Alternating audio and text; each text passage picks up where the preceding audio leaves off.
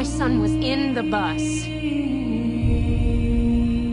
He saw what Clark did. Kal-El was born to a high-class scientist on the planet Krypton. He narrowly escaped the destruction of his home world when his father sent him to Earth with the goal of preserving human life. Well, what a coincidence! Except for the whole saving human life thing. After landing on Earth, he was found and raised by the Kents, who decided to name him Clark. And weren't they surprised when they found out he was an alien with superpowers? After discovering his true heritage, Clark refused to accept his Kryptonian side. He subconsciously developed mental barriers that blocked him from attaining his full power, which he would work to uncover throughout the rest of his life. Stupid power-limiting brain? After graduating college in 2 years and traveling the world as a secret superhero, Clark moved to the city of Metropolis as an investigative reporter, and donned the red and blue to publicly announce his presence as the Superman, defender of truth, justice, and the American way, until he renounced his American citizenship. Mild-mannered Clark kept his identity a secret with the brilliant disguise of nerdy glasses and wimpy demeanor. Oh, I'm sorry. Proving that people only see what they want to believe. Boomstick, that's surprisingly profound.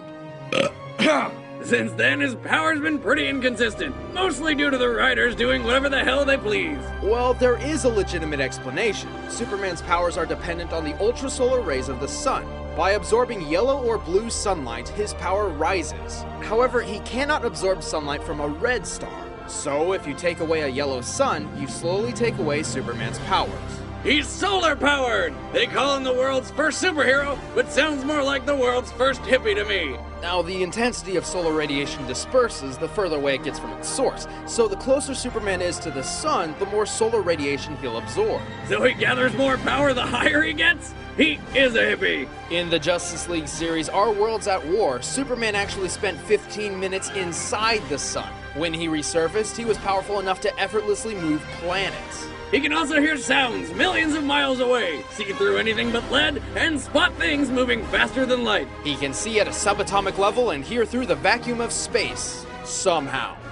He can even see your soul. What? It happened. Well, weird abilities aside, Superman can freeze his enemies in ice or create hurricanes just by breathing. And to top it all off, he shoots laser beams from his eyes. His heat vision can be expanded to encompass anything within Superman's sight and reach temperatures hotter than the sun. He can incinerate entire planets in a staring contest. However, heat vision does drain his solar power much faster than any other ability, especially when he amps it up.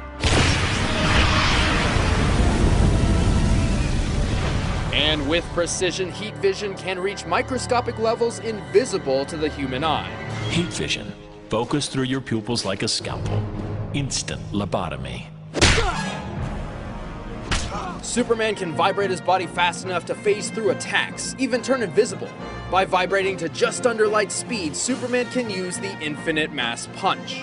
The speed causes the relative mass of his fist to increase immensely and hits with the force of a supernova, which explodes at a force of 10 octillion megatons. Thanks, back to the day calendar. In comparison, this is the Tsar, the most powerful bomb mankind has ever tested. 50 megatons. So that punch is like 200 septillion super nukes. That's 24 zeros, bitches. Superman is not only strong, but a genius with a super brain that can process information thousands of times faster than an average human. He is capable of strategic fighting even while traveling 8 times the speed of light. He's an expert in disabling opponents through pressure point combat, and once fought demons in Valhalla alongside Wonder Woman and Thor. For 1,000 frickin' years! He's even learned how to protect his mind from telepathic attacks. I heard your telepathic shout before, but my mind is protected from anything deeper by a series of psychic blocks. Best I've seen, too. He also studied 2 Kryptonian martial arts, Torquasm Rao and Torquasm Vo. Orgasm what now? Torquasm Rao is a hard martial art in which Superman enters the Theta state, a real-life phenomenon in which a person becomes extremely receptive to information and instinct. Torquasm Vo is a mental martial art, with which Superman can fight off mind domination and illusions, or even counterattack.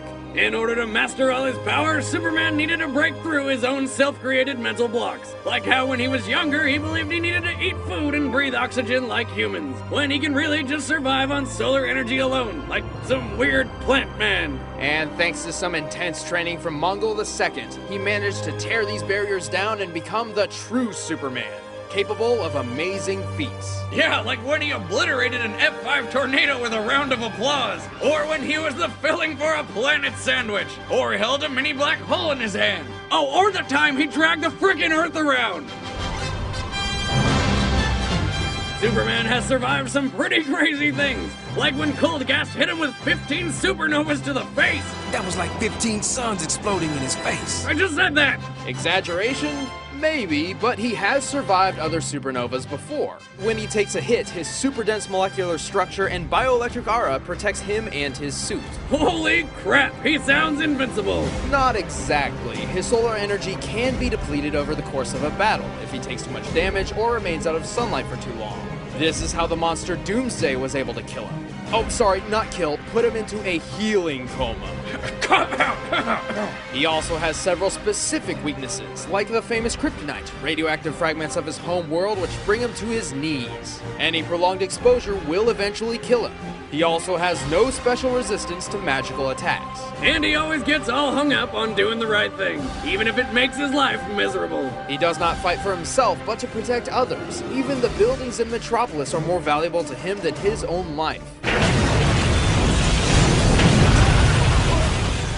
Most of the time. Point is, Superman spends more time defending the city than actually improving his own abilities. But remove all those pesky feelings about saving people and look out! I feel like I live in a world made of cardboard, always taking constant care not to break something, to break someone. What we have here is a rare opportunity for me to cut loose and show you just how powerful I really am.